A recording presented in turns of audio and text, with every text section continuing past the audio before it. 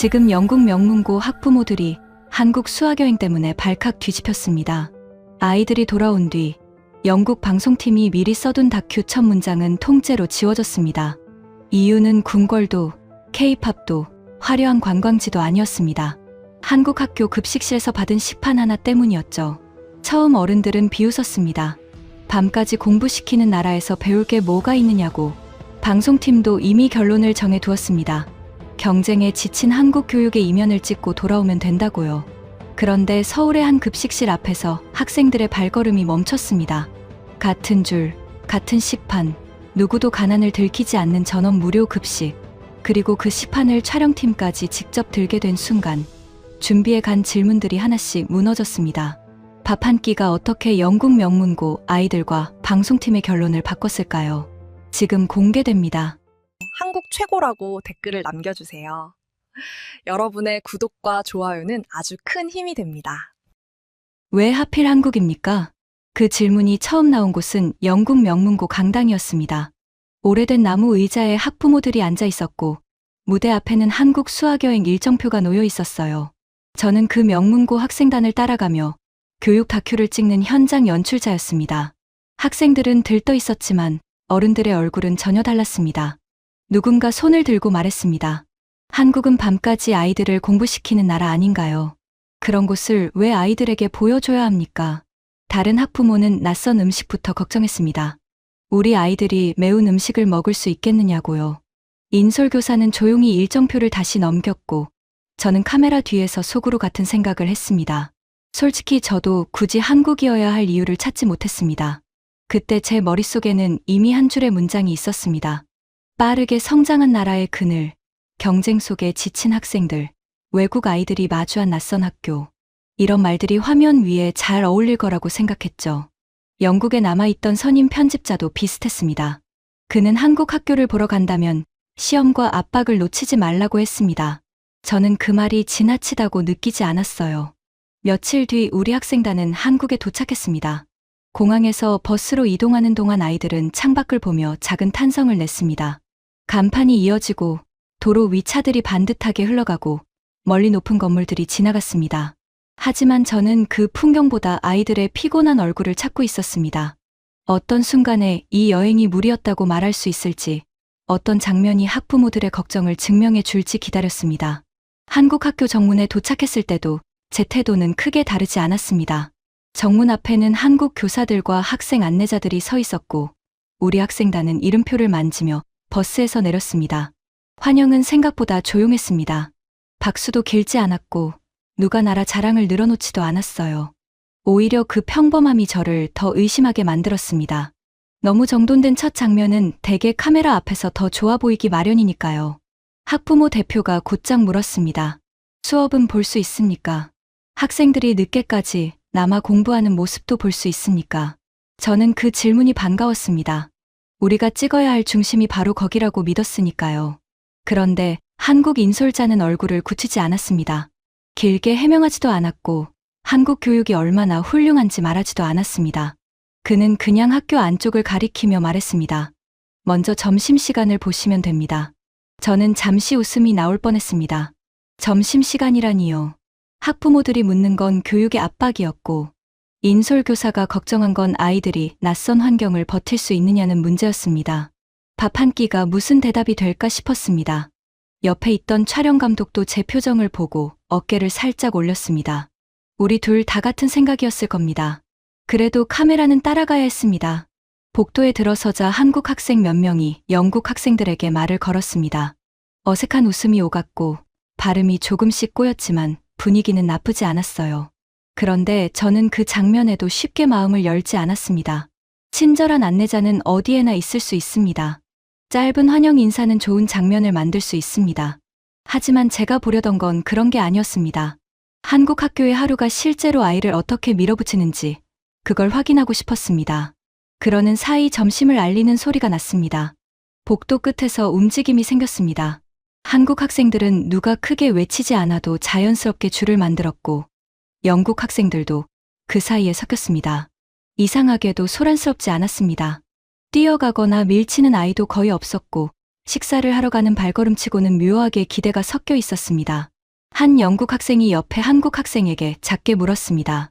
매일 학교에서 밥을 먹느냐고요. 한국 학생은 너무 당연하다는 듯 고개를 끄덕였습니다. 그 당연한 표정이 오히려 이상했습니다. 우리는 학교 점심이라는 말만 들어도 먼저 걱정부터 하는 편인데 이 아이들은 마치 가장 평범한 순서로 이동하는 것처럼 보였으니까요. 급식실로 가까워질수록 냄새가 먼저 왔습니다. 뜨거운 국물 냄새와 같이 밥 냄새, 살짝 달큰하고 고소한 볶음 냄새가 복도 안으로 흘러나왔습니다. 그 순간 학생들의 말소리가 줄었습니다. 낯설어서 겁먹은 침묵은 아니었습니다. 오히려 예상했던 학교 급식의 그림과 지금 맞는 냄새가 맞지 않아 잠시 계산이 멈춘 얼굴들이었습니다. 학부모 대표도 걸음을 늦췄습니다. 인솔교사는 눈썹을 살짝 올렸고 촬영감독은 카메라를 다시 고쳐 잡았습니다. 저는 작게 말했습니다. 여기서부터 끊지 말고 가죠. 제 말이 끝나기도 전에 앞줄의 학생들이 급식실 문 앞에서 멈췄습니다. 문 옆에는 그날의 식단표가 붙어 있었고 안쪽 배식대에서는 식판 위로 음식이 차례로 올라가고 있었습니다. 아직 아무도 한 입 먹지 않았습니다. 한국 인솔자는 여전히 설명을 아끼고 있었습니다. 그런데 영국 학생들의 얼굴이 먼저 바뀌었습니다. 촬영팀도 동시에 한 발 늦춰섰습니다. 그 순간 저는 처음으로 알았습니다. 한국 학교가 우리에게 준비한 대답은 말이 아니라 곧 눈앞에서 지나갈 점심시간 그 자체일지도 모른다는 것을요. 문이 열리자 학생들이 먼저 본 것은 큰 장식이나 환영 문구가 아니었습니다. 식판이었습니다. 칸이 나뉜 식판 위로 따뜻한 밥이 올라가고 국이 담기고 고기 반찬과 나물, 김치, 과일이 차례로 놓였습니다. 옆 벽에는 식단표가 붙어 있었고 알레르기 표시와 영양 정보가 작은 글씨로 정리되어 있었습니다. 우리 학생들은 줄을 서기도 전에 서로 얼굴을 바라봤습니다. 한 아이가 아주 조심스럽게 물었습니다. 이거 우리 때문에 준비한 음식인가요? 또 다른 아이는 배식대를 보며 중얼거렸습니다. 학교 점심이 이렇게 나온다고요. 그 목소리에는 불평이 아니라 믿기 어렵다는 웃음이 섞여 있었습니다. 저는 그 반응을 이해했습니다. 제가 영국 사람이라 더 잘 알죠. 우리는 학교 점심이라는 말을 들으면 맛보다 마음의 준비를 먼저 하는 편이니까요. 한국 학생들은 그런 우리를 보며 살짝 웃었습니다. 놀릴 생각은 없어 보였습니다. 그저 매일 받는 식판을 오늘도 받는 얼굴이었습니다. 한 한국 학생은 영국 학생에게 김치는 조금만 받아도 괜찮다고 알려주었고 다른 학생은 국그릇을 어디에 놓는지 손짓으로 보여주었습니다. 손님을 모시는 특별한 의식이 아니라 옆자리 친구에게 식당 이용법을 알려주는 정도의 자연스러움이었습니다. 첫 숟갈은 가장 말이 많던 학생이 떴습니다. 런던 설명회 때부터 한국 음식이 너무 낯설면 어쩌느냐고 걱정하던 아이였습니다. 그 아이가 밥과 반찬을 조금씩 얹어 입에 넣었습니다. 그리고 씹던 얼굴이 그대로 멈췄습니다. 저는 순간 매워서 그런 줄 알고 카메라 쪽을 봤습니다. 그런데 아이가 물을 찾는 대신 웃음을 참았습니다. 이거 정말 학교 점심이에요? 그 말이 나오자 주변 학생들이 한꺼번에 식판을 내려다봤습니다. 한 아이는 국을 한 숟갈 떠보고 눈을 크게 떴고 다른 아이는 고기 반찬을 다시 집어 들었습니다. 누구는 김치를 아주 조금 먹고는 놀란 얼굴로 고개를 끄덕였습니다. 맵다는 말보다 먼저 나온 건 맛있다는 표정이었습니다. 화면으로는 다 담기지 않을 만큼 빠르게 얼굴들이 풀렸습니다. 그때 촬영 감독이 제 팔을 툭 쳤습니다. 우리도 먹어봐야 하는 것 아닙니까? 저는 처음에는 웃었습니다. 촬영 중에 제작진이 줄에 서는 일은 흔하지 않으니까요. 하지만 그는 진지했습니다. 학생들이 왜 저렇게 멈췄는지 카메라 뒤에서만 보면 알 수 없다고 했습니다. 결국 저와 촬영 감독, 조연출까지 줄끝에 섰습니다. 이상한 일은 거기서 벌어졌습니다. 우리에게 따로 접시를 내주지 않았습니다. 손님용 음식을 꺼내지도 않았습니다. 우리는 학생들과 같은 줄에서 같은 식판을 받았습니다. 배식하던 분은 우리에게도 똑같이 밥을 담고 국을 건네고 반찬을 올려주었습니다. 옆에 있던 한국 학생이 촬영 감독에게 웃으며 말했습니다. 그 반찬은 밥이랑 같이 먹으면 더 좋아요. 촬영 감독은 자리에 앉자마자 한 입을 먹었습니다. 그리고 카메라를 잡던 손으로 식판을 다시 봤습니다. 그 표정 때문에 제가 웃음을 참지 못했습니다. 그는 낮은 목소리로 말했습니다. 우리 학교 때 점심이 이렇게 나왔다면 저는 결석을 덜 했을지도 모릅니다. 조롱하려는 말이 아니었습니다. 영국 사람끼리라면 누구나 알아듣는 학교 점심에 대한 작은 자조였습니다. 그런데 그 농담이 한국 급식의 충격을 더 크게 만들었습니다. 촬영은 그 순간부터 달라졌습니다. 처음에는 배식대를 멀리서 찍으려 했습니다. 그런데 촬영 감독이 렌즈를 낮췄습니다.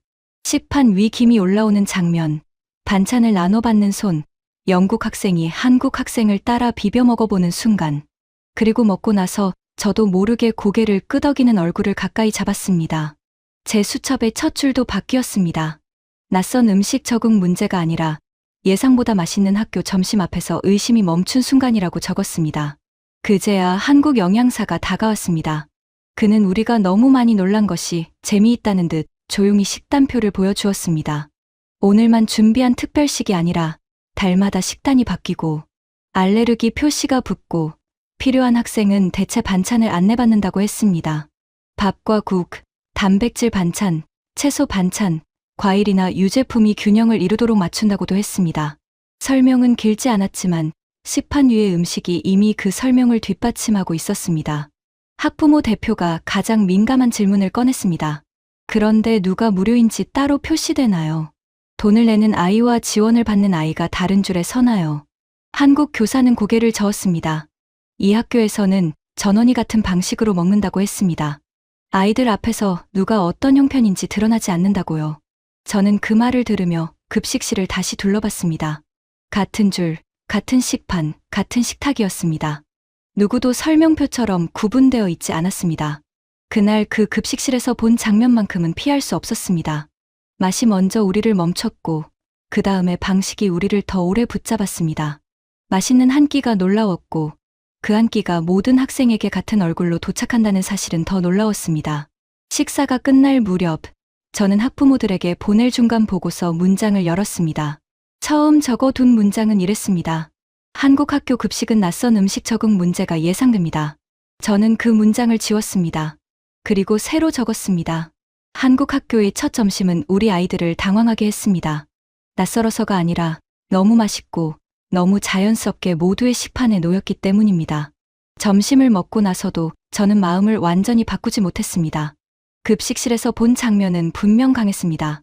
학생들이 한 입을 먹고 멈췄고 촬영 감독까지 같은 줄에 서서 식판을 받았습니다. 하지만 저는 아직도 한국 학교의 진짜 얼굴은 책상 앞에서 나올 거라고 생각했습니다. 맛있는 점심은 좋은 출발일 수 있어도 시험지와 압박적인 교실을 대신할 수는 없다고 믿었죠. 복도를 빠져나오며 저는 촬영 감독에게 교실 쪽 렌즈를 준비하라고 말했습니다. 점심으로 풀어진 얼굴이 다시 책상 앞에서 굳는 순간을 잡아야 한다고 생각했습니다. 그때 선임 편집자에게서 짧은 메모가 왔습니다. 교육 압박이 보이는 교실 컷을 꼭 확보하라는 내용이었습니다. 저는 그 문장을 보고 오히려 안심했습니다. 나 혼자만 의심하는 게 아니구나 싶었으니까요. 그런데 한국 인솔자는 교실로 향하지 않았습니다. 그는 제 손에 들린 일정표를 보더니 점심 다음 순서를 손가락으로 짚었습니다. 거기에는 현장 체험 학습이라고 적혀 있었습니다. 저는 잠시 잘못 본 줄 알았습니다. 밥을 먹고 나서 바로 밖으로 나간다고요. 한 영국 학생도 제 표정을 보더니 옆에 한국 학생에게 물었습니다. 이게 수업인가요? 소풍인가요? 한국 학생들은 웃었지만 누군가를 놀리는 웃음은 아니었습니다. 한 학생이 가방에서 접힌 활동지를 꺼내 보였습니다. 오늘은 그냥 걷는 날이 아니라 조별로 확인해야 할 것이 많다고 했습니다. 활동지에는 빈칸만 있는 게 아니었습니다. 안내판에서 찾아야 할 단서, 해설사에게 물어볼 질문, 현장에서 비교해 적을 내용, 조별 기록을 모아 마지막에 판단을 쓰는 칸이 이어져 있었습니다. 한국 교사는 출발 전에 짧게 말했습니다. 빨리 빈칸을 채우는 것이 중요한 게 아니라 현장에서 본 근거를 가지고 돌아와 서로 설명할 수 있어야 한다고요. 그 말도 제가 예상한 교실의 압박과는 달랐습니다. 정답을 빨리 맞히라고 몰아붙이는 말이 아니라 눈앞의 것을 놓치지 말라는 당부처럼 들렸습니다. 영국 학생들은 그때까지도 반쯤은 소풍 기분이었지만 한국 학생들이 활동지를 접지 않고 손에 들고 있는 모습을 보며 조금씩 자세를 바꾸기 시작했습니다. 버스에 오르는 순간에도 저는 아직 관광 화면을 예상했습니다. 예쁜 거리, 오래된 건물, 웃는 학생들. 그런 장면은 보기 좋지만 우리가 찾던 교육의 대답은 아니라고 생각했습니다. 그런데 첫 장소에 도착하자 분위기가 달라졌습니다. 한국 학생들은 입구에서 흩어지지 않았습니다. 조장이 활동지 첫 질문을 읽었고 다른 학생은 안내판 앞에 서서 문장을 소리내어 확인했습니다. 영국 학생들은 처음엔 사진을 찍으려 했습니다. 그러다 한국 학생 한 명이 손짓했습니다. 여기서는 사진보다 왜 이 안내판이 이 자리에 있는지 먼저 적어야 한다고요. 말투는 가르치는 식이 아니었습니다. 같이 과제를 놓치지 않으려는 친구의 말에 가까웠습니다. 영국 학생은 휴대폰을 내려놓고 다시 안내판을 읽었습니다. 그리고 해설사에게 왜 오래된 길을 새 건물 옆에 남겨두었는지 물었습니다. 저는 그 질문을 놓쳤습니다. 지친 얼굴을 찾으려고 뒤쪽을 보고 있었기 때문입니다. 촬영 감독도 급히 카메라를 돌렸습니다. 우리가 예상한 건 학생들이 오래 걸어서 집중력을 잃는 장면이었는데 실제로는 질문이 너무 빨리 나와서 따라잡기 어려웠습니다. 한 조는 전시장 앞에 설명문을 두고 서로 다른 답을 적었다가 다시 현장 직원에게 확인했고, 다른 조는 지도 위에 이동 동선을 표시하며 왜 이 장소가 교과서의 문장으로만 남지 않는지 토론했습니다. 영국 인솔교사는 처음에는 아이들이 금방 지칠까봐 걱정하는 눈치였습니다. 그런데 시간이 지나도 아이들은 뒤처지지 않았습니다. 오히려 한국 학생들이 멈춰서면 영국 학생들도 같이 멈췄고, 안내판을 읽다가 모르는 부분이 나오면 바로 옆 사람에게 물었습니다. 한 학생은 해설사의 설명이 끝나자마자 방금 말한 내용을 활동지에 그대로 적어도 되느냐고 물었습니다. 한국 학생은 고개를 저으며 들은 말을 그대로 옮기는 것보다 우리가 왜 놀랐는지를 같이 적자고 했습니다. 그 말에 영국 학생은 다시 연필을 들었습니다. 가장 인상적인 순간은 학생들이 지루해하지 않았다는 점입니다. 오히려 재미있어서 더 묻고 있었습니다. 처음에 소풍이냐고 묻던 영국 학생은 활동지 아래쪽 빈 공간에 새 질문을 적고 싶다고 했습니다. 왜 어떤 도시는 오래된 것을 없애지 않고 사람들 생활 속에 남겨두느냐는 질문이었습니다. 한국 학생은 그 질문을 보고 고개를 끄덕이며 이어질 동선에서 비교해보자고 했습니다. 그때 저는 카메라가 아이들의 얼굴만이 아니라 손끝을 찍어야 한다고 느꼈습니다. 활동지 위에 새 질문이 생기고 안내판 앞에서 고개가 다시 들리고 해설사의 대답을 놓치지 않으려고 수첩을 펼치는 손.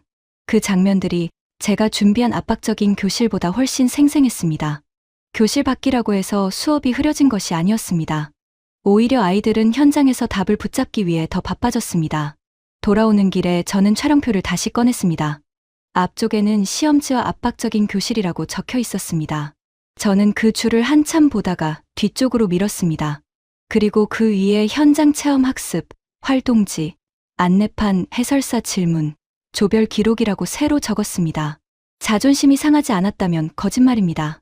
하지만 현장은 제 의심보다 빨랐습니다. 우리는 교실에 침묵을 찍으러 왔지만 그날 카메라는 밖에서 더 크게 배우는 학생들을 따라가고 있었습니다. 현장 체험 학습의 다음 동선은 역사 전시 공간으로 이어졌습니다. 버스에서 내리기 전 조연출이 제 옆으로 다가와 낮게 말했습니다. 급식 장면은 좋지만 너무 반듯해서 복지 홍보처럼 보일 수 있습니다. 한국이 보여주고 싶은 장면만 골라 보여준 것처럼 보이면 곤란하다는 뜻이었습니다. 저도 그 말을 부정하지 못했습니다. 맛있는 급식, 친절한 학생들, 정리된 식단표, 편집에 따라서는 너무 매끈한 화면이 될 수 있었으니까요. 그래서 저는 전시장 문을 지나며 마음을 다시 차갑게 먹었습니다. 이번에는 설명보다 아이들이 멈추는 지점을 보자고 촬영 감독에게 말했습니다. 한국 인솔자는 우리를 설득하려 하지 않았습니다. 그는 학생들에게 천천히 보라며 점심시간에 떠오른 질문이 있다면 활동지 한쪽에 같이 적어보라고 했습니다. 칭찬도 자랑도 없었습니다. 그 조용함 때문에 오히려 전시장 안의 공기가 더 무겁게 느껴졌습니다. 안쪽에는 전쟁의 사진이 있었습니다. 피란 길에 오른 가족들, 천막처럼 만든 임시 교실, 낡은 책가방과 찌그러진 도시락, 무너진 건물 옆에서 다시 수업을 시작한 아이들의 기록이 이어졌습니다. 가난과 재건의 흔적은 유리장 안에만 갇혀 있지 않았습니다. 벽면의 사진 속 아이들은 너무 작았고, 책상은 너무 낮았고, 도시락통은 이상할 만큼 가벼워 보였습니다. 한쪽에는 오래된 교실을 재현한 공간이 있었습니다. 나무 책상 위에는 다른 공책과 짧아진 연필이 놓여 있었고, 벽에는 피란 중에도 수업을 이어갔다는 설명이 붙어 있었습니다. 저는 그 앞에서도 처음에는 좋은 전시 구성이라고만 생각했습니다. 하지만 학생들은 그렇게 빨리 지나가지 않았습니다. 한 영국 학생이 도시락통을 가리키며 저 안에 매일 무엇이 들어 있었느냐고 물었고, 한국 학생은 대답하기 전에 안내문을 다시 읽었습니다. 늘 충분하지 않았다는 문장을 찾은 뒤에야 그는 조용히 고개를 들었습니다. 영국 학생들은 처음엔 말을 아꼈습니다. 급식실에서 장난스럽게 웃던 아이들도 여기서는 발걸음을 늦췄습니다. 한 학생은 낡은 책가방 앞에서 오래 서 있었고, 다른 학생은 임시 교실 사진을 보며 활동지에 아무것도 쓰지 못했습니다. 그러다 점심시간에 가장 먼저 학교 급식이 정말 맞느냐고 물었던 학생이 손을 들었습니다. 그는 전시 설명을 다시 읽고 한국 교사를 바라보며 조심스럽게 말했습니다. 이렇게 힘든 시간을 겪은 나라가 어떻게 지금은 모든 학생에게 이런 급식을 주나요? 그 질문이 나온 순간 제 머릿속에는 점심의 맛보다 줄이 먼저 떠올랐습니다. 뜨거운 국과 반찬도 기억났지만 더 선명한 것은 같은 줄이었습니다. 누구도 따로 불리지 않았고 누구의 형편도 식판 앞에서 드러나지 않았습니다. 조금 전까지만 해도 저는 그 장면을 운영이 잘 된 급식으로만 보았습니다. 그런데 전쟁과 피란, 가난의 기록 앞에서는 같은 줄과 구분되지 않는 식탁이 전혀 다른 크기로 보였습니다. 한국 교사는 오래 말하지 않았습니다. 그는 배고픔이 공부보다 먼저 오는 시절이 있었고, 도시락을 못 가져오는 일이 아이에게는 오래 남는 부끄러움이 되기도 했다고 했습니다. 그래서 아이 밥은 특별한 행사가 아니라 평범한 일상처럼 도착해야 한다고 말했습니다. 그 말에는 한국이 대단하다는 연설이 없었습니다. 오히려 배고픔과 부끄러움의 기억 때문에 다음 아이 앞에서는 그런 표시가 남지 않아야 한다는 조용한 다짐에 가까웠습니다. 그 대답 뒤에 한국 교사는 더 설명하지 않았습니다. 대신 학생들에게 다시 전시물을 보게 했습니다. 저는 그 절제가 좋았습니다. 만약 그가 긴 자랑을 시작했다면 우리는 다시 의심했을 겁니다. 그러나 그는 과거의 배고픔을 큰 구호로 바꾸지 않았습니다. 아이가 점심시간에 줄 앞에서 작아지지 않게 하는 일, 그 정도의 문장으로만 남겼습니다. 그래서 오히려 방금 먹은 식판이 더 또렷해졌습니다. 저는 다시 급식실을 떠올렸습니다. 맛은 분명했습니다. 그 충격을 지우고 싶지 않았습니다. 아이들이 국을 다시 떠먹고 촬영 감독이 식판을 내려다보며 웃음을 참던 순간은 그대로 살아있어야 했습니다. 다만 이제 그 맛은 더 깊은 곳으로 내려갔습니다. 맛있는 한 끼가 아이를 기쁘게 한 장면에서 끝나는 것이 아니라 누구도 부끄럽게 만들지 않는 방식으로 이어지고 있었습니다. 촬영 감독도 처음과 달라졌습니다. 그는 급식실 장면을 음식 반응으로만 쓰면 충분하다고 생각했지만 이제는 전시장 사진과 식판을 나란히 붙여야 한다고 말했습니다. 저는 고개를 끄덕였습니다. 맛이 약해진 것이 아니었습니다. 오히려 맛있어서 먼저 열린 장면이 역사 공간을 지나며 더 멀리 이어진 것이었습니다. 학생들이 잘 먹었다는 반응만으로는 이제 부족했습니다. 왜 그 밥이 모두에게 같은 얼굴로 도착해야 하는지까지 화면이 따라가야 했습니다. 학생 인터뷰도 달라졌습니다. 전시장을 나오며 제가 급식이 어땠느냐고 묻자 한 영국 학생은 처음엔 그냥 맛있었다고 말하려 했다고 했습니다. 그러다 그는 잠시 멈췄습니다. 그리고 손에 들고 있던 활동지를 보며 대답을 고쳤습니다. 지금 더 기억나는 건 아무도 따로 불리지 않았던 줄이라고요.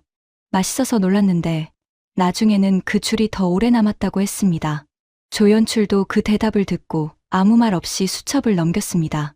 아까 적어둔 복지 홍보처럼 보일 수 있음이라는 문장이 보였습니다. 저는 그 옆에 새 판단을 덧붙였습니다. 역사 공간을 지난 뒤 급식은 홍보 화면이 아니라 세대의 기억을 아이의 일상으로 바꾼 장면으로 보인다고요. 그리고 마지막 줄에 이렇게 적었습니다. 식판의 맛이 문을 열었고 같은 줄과 구분되지 않는 식탁이 그 의미를 끝까지 붙잡았다. 역사 전시 공간을 나온 뒤에도 학생들은 쉽게 떠들지 못했습니다. 조금 전까지 식판과 오래된 도시락 사이를 오가던 질문이 버스 안에 그대로 남아 있었죠. 저는 그 침묵을 나쁘게 보지 않았습니다.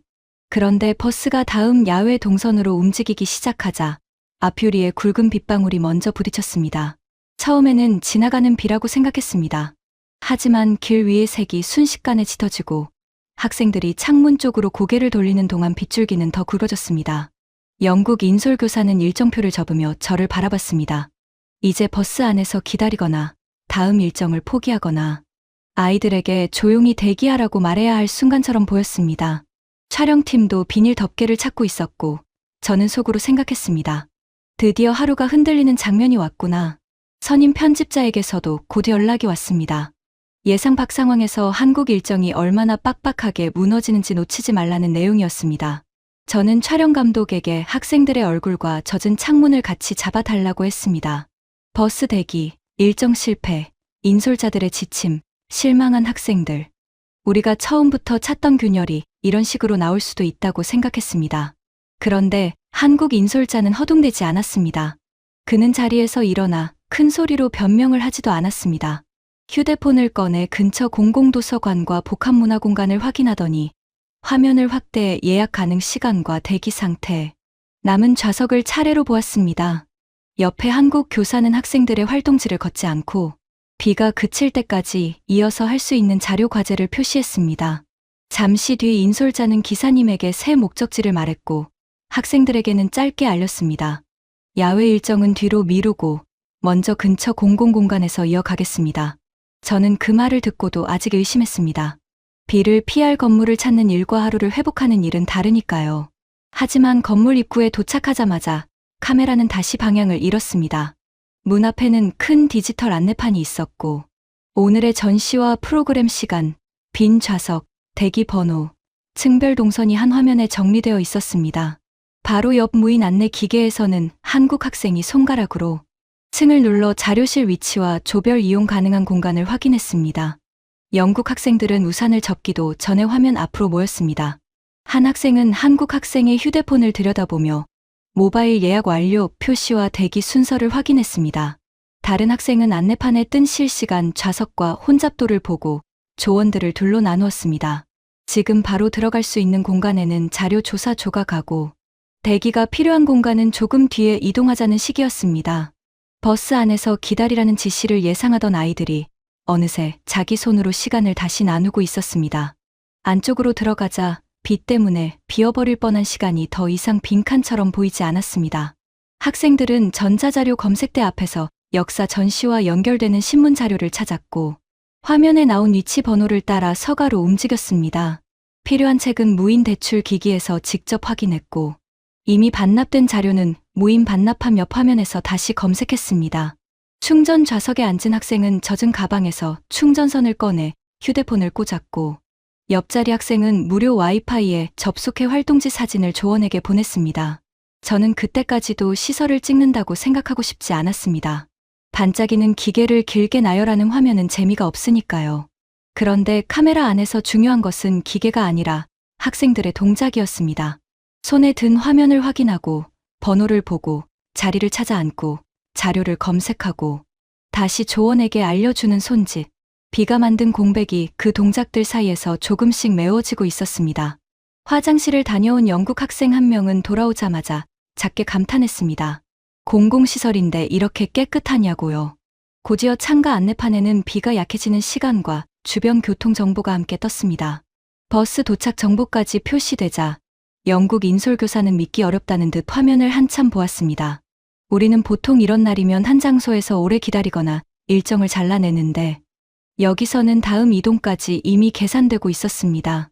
가장 놀라운 것은 그 공간이 외국 학생단을 위해 마련된 무대처럼 보이지 않았다는 점입니다.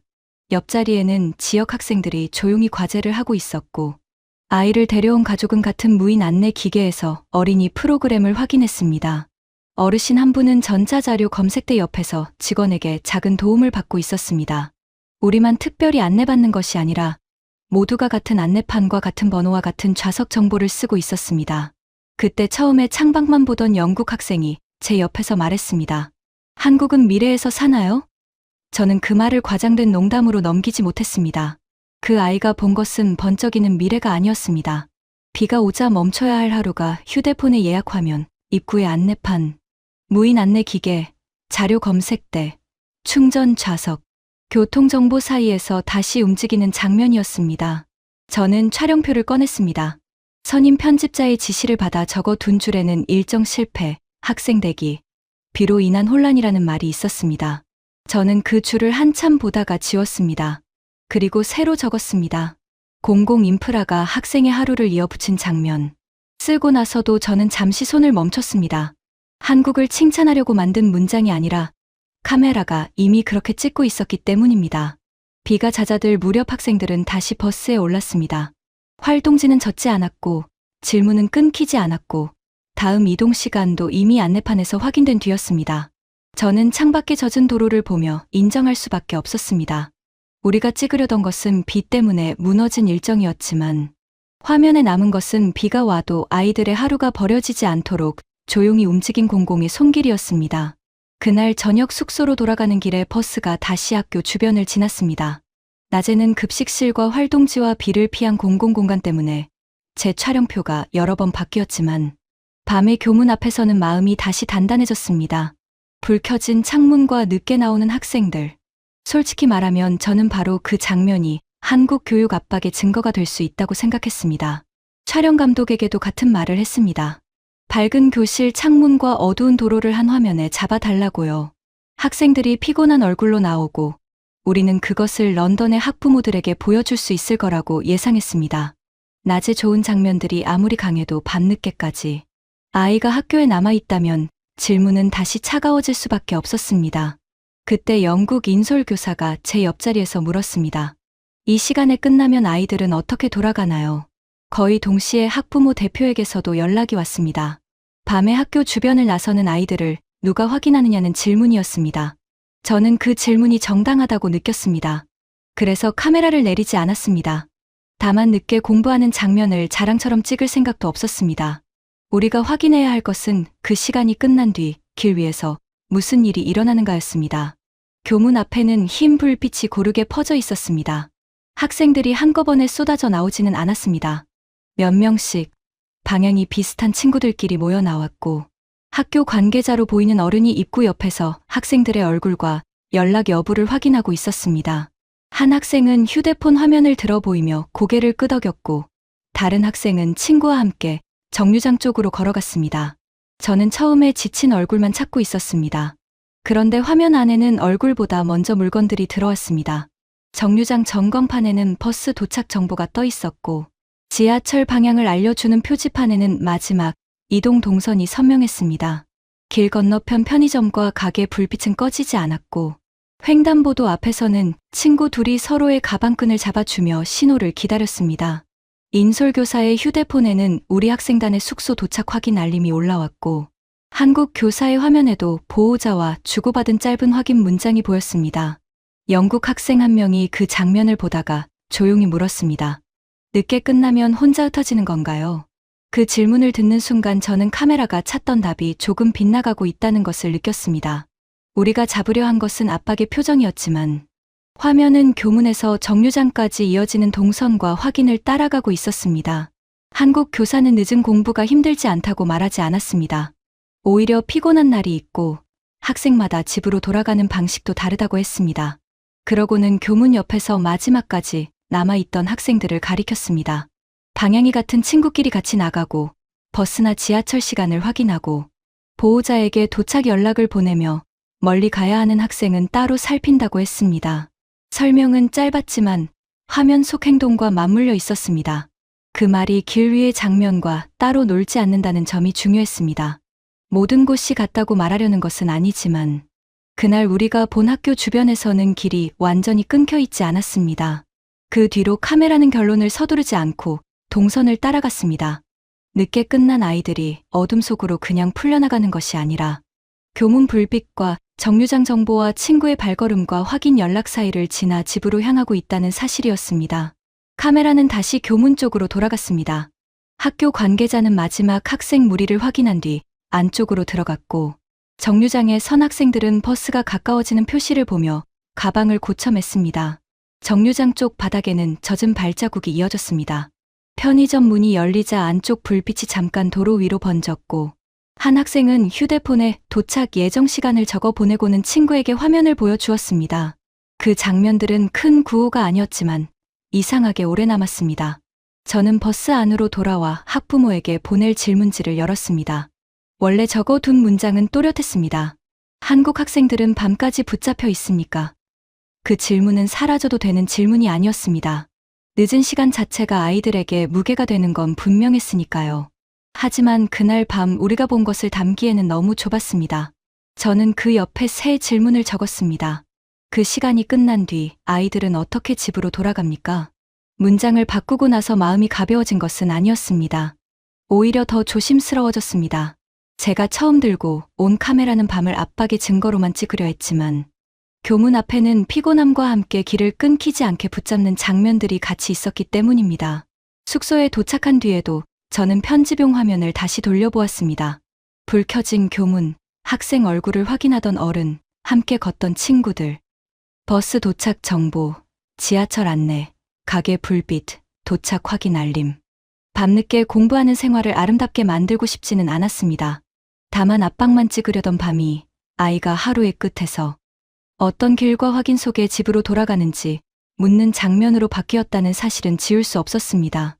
그날 밤 숙소에서 귀가 동선 화면을 정리하고 있는데 선임 편집자의 연락이 다시 들어왔습니다. 문장은 짧았지만 쉽게 넘어갈 수 없었습니다. 서울의 한 학교만 특별한 것일 수 있습니다. 한 지역에 준비된 장면을 한국 전체처럼 보이게 만들면 안 됩니다. 저는 그 말이 마지막 반박이라는 걸 알았습니다. 급식실도, 현장 체험 학습도, 비 오는 날의 공공공간도, 밤 교문 앞도 모두 좋았습니다.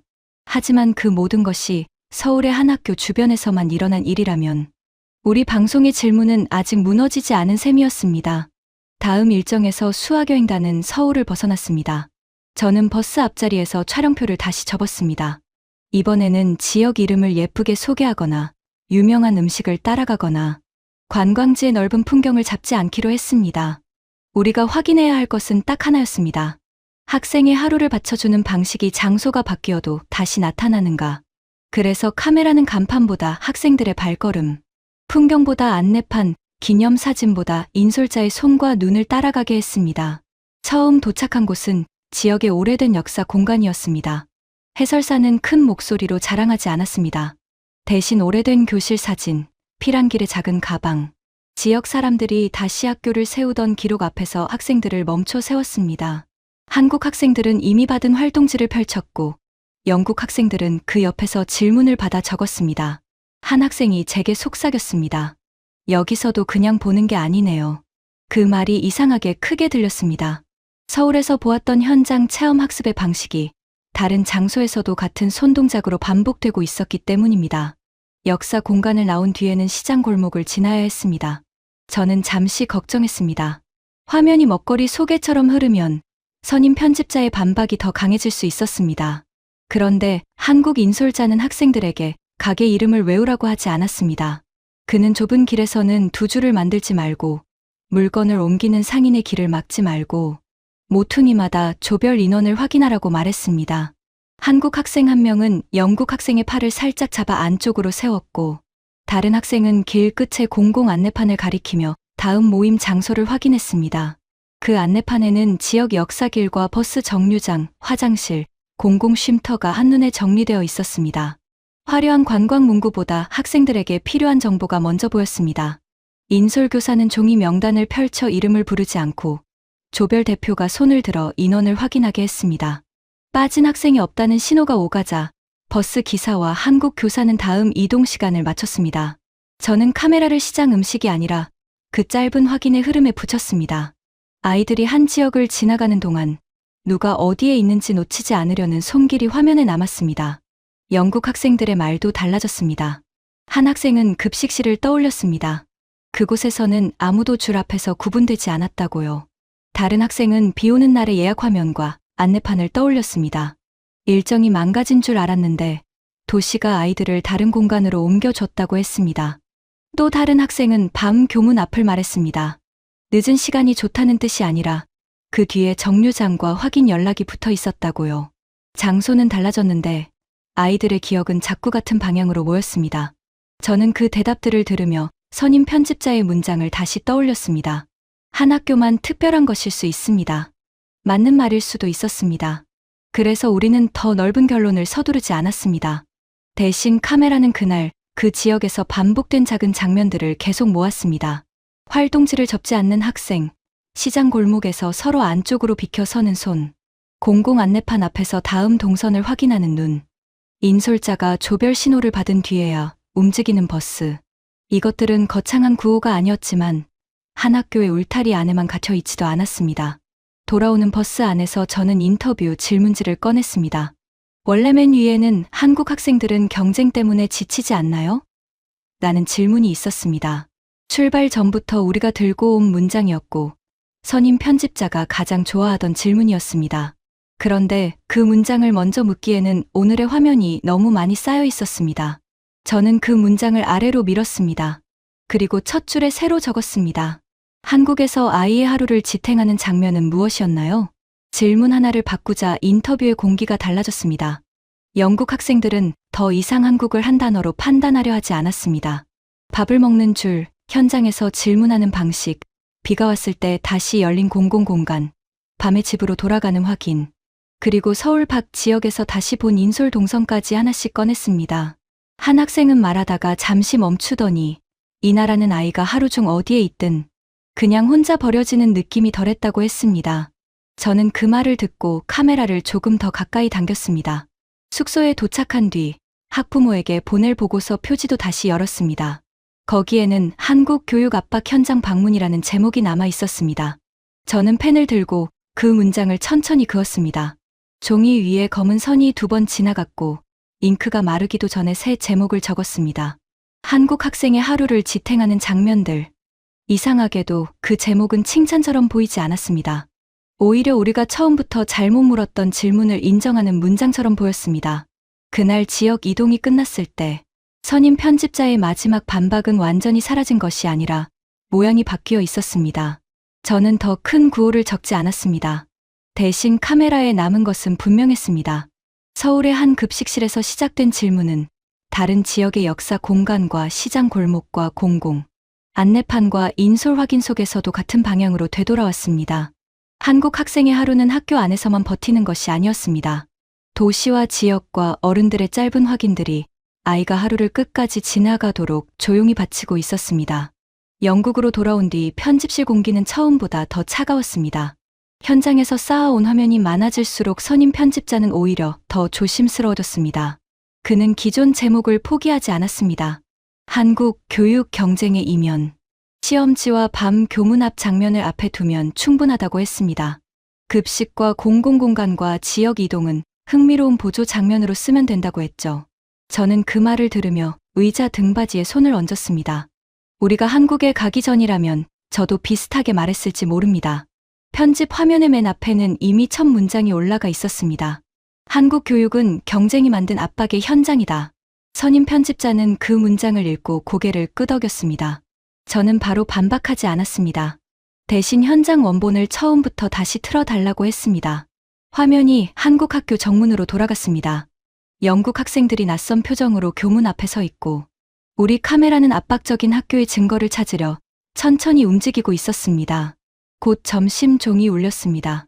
급식실 앞에서 학생들의 발이 멈췄습니다. 식판 위에 밥과 국과 반찬을 보고 눈을 크게 뜨던 얼굴, 한 입을 먹은 뒤 서로를 바라보던 순간 촬영 감독이 카메라를 내려놓고 우리도 먹어봐야 하는 것 아니냐고 묻던 장면이 이어졌습니다.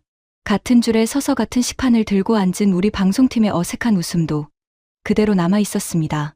누가 무료인지 표시되지 않는 줄 앞에서 처음의 의심은 이미 한번 흔들리고 있었습니다. 다음 화면은 현장 체험 학습이었습니다. 저는 시험지와 교실을 찍으러 갔지만 학생들은 활동지를 들고 거리와 역사 공간을 오갔습니다. 한국 학생들은 사진을 찍고 끝내지 않았습니다. 질문을 읽고 표시를 고치고 왜 이 장소가 지금의 생활과 이어지는지 설명했습니다.